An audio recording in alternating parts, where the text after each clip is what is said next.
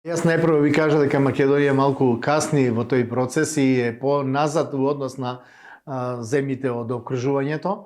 Ние дури минатата година прв пат ние зголемивме квотата за вработување на странци од 5000 на 7000 луѓе.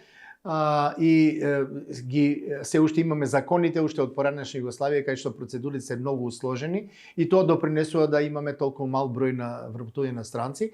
Најголем број луѓе се вработени во градежништвото.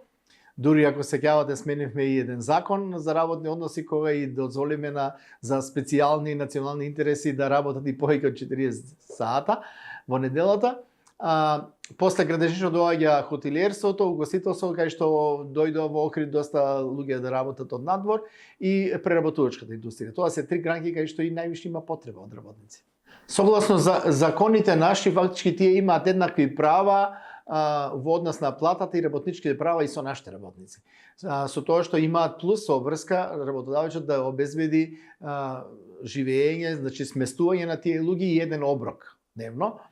И мислам дека го обезбедуваат нашите работодавачи тоа, барем со она искуство што го имам со агенциите и во некои компании кај што тоа веќе функционира. Но очигледно дека тие луѓе, некои од нив бараат ни многу повеќе од тоа што може да заработат во Македонија, па ни се случи неколку случаи кога работниците, да речеме од Непал или од Бангладеш, наеднаш ги снимуваше од нашите компании и фактички на црно избегнуваа и ги еднострано раскинуваа склучените договори за работа.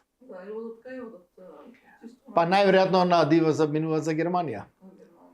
Видите, овде има работници кои сакале да дојдат да работат во Македонија и мислеле дека овде нели ќе го својот интерес најдат, но сигурен сум дека има и такви кои свесно склучиле договор за работување во Македонија за да го искористат, за да и биде преодна транзит за западноевропските држави. Има и такви.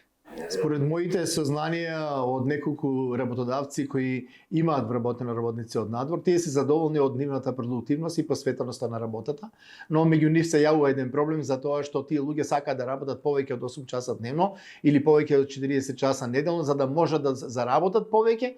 Знаете, тие дошле овде да заработат и да пратат на нивните фамилии пари, не дошле овде да работат само 8 часа. Но нашиот закон не прави такви исклучоци и правилата или од Законот за работни односи се еднакви и за нашите и за другите работници.